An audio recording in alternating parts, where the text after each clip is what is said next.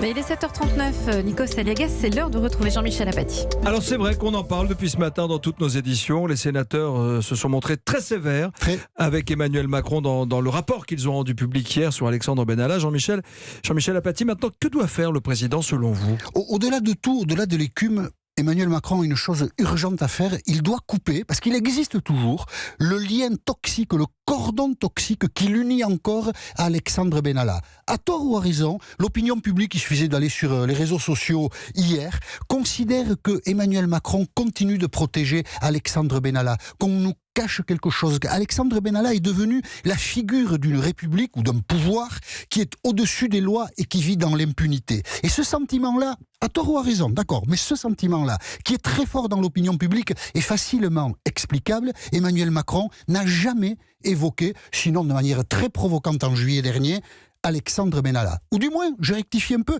il l'a fait une fois, en des termes particuliers, c'est avec vous, Nikos, à Verdun, quand vous l'avez interrogé. C'est la dernière fois où il en parlait. C'est la seule. Le 6 novembre dernier, donc c'était sur Europe 1, on écoute Emmanuel Macron. Il faut avoir de l'indulgence, y compris à l'égard de ceux qui ont commis des fautes.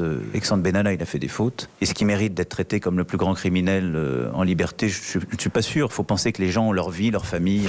Alors, il a fait des fautes. À l'époque, il n'y avait que le 1er mai sur la table. L'attitude du 1er mai. Et depuis, on a appris qu'Alexandre Benalla avait gardé les passeports diplomatiques. Tiens, et pourquoi ? Qu'il s'était déplacé à l'étranger avec des passeports diplomatiques, des hommes d'affaires. On a eu l'impression que, finalement, il avait un coup de main du pouvoir. Et pourquoi ? Qu'il utilisait un téléphone crypté, qu'il avait signé du temps de l'Élysée des contrats privés pour lui, de sécurité, avec des oligarques russes. Enfin, on a appris beaucoup de choses qui ont fait d'Alexandre Benalla une sorte de figure du mal républicain. Et ça, Emmanuel Macron, je ne sais pas s'il s'en rend compte d'ailleurs, je ne sais pas s'il a l'intelligence politique de cette situation, mais ça porte un préjudice terrible à Emmanuel Macron. Il devrait, au sens littéral du terme, se soumettre à la question, parce que c'est démocratique. Pourquoi a-t-il fait autant confiance à Alexandre Benalla ? S'est-il trompé dans son jugement sur le caractère, les attitudes de l'homme ? Comment se fait-il ? Est-ce qu'Emmanuel Macron le sait, que Alexandre Benalla a eu autant de latitude à l'Élysée ? Est-ce que c'est un défaut d'organisation, de surveillance ? Est-ce qu'il a été aidé ? Pourquoi on l'a laissé faire autant de choses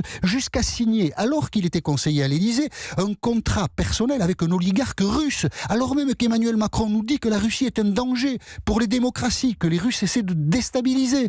Donc Emmanuel Macron doit s'expliquer. Alors il n'est pas obligé. Dans une démocratie, chacun fait ce qu'il veut. Mais en persistant dans le silence, c'est une forme de déni. Emmanuel Macron entretient l'idée qu'il y a quelque chose à cacher. Et donc ça atteint son autorité, ça l'empêche de gouverner. Et quand ça empêche Emmanuel Macron de gouverner sereinement, ça affecte l'intérêt général. Ça, Emmanuel Macron doit le comprendre. Donc il doit plutôt parler, être respectueux des citoyens, en cesser avec ce qui peut apparaître comme une forme de mépris. Il doit, c'est naturel dans une démocratie, s'expliquer. Emmanuel Macron, après le rapport du Sénat, qui est violent, qui est inédit, a le choix entre une alternative, se taire ou parler. Eh bien, la résolution de l'alternative est simple, parler, Monsieur le Président.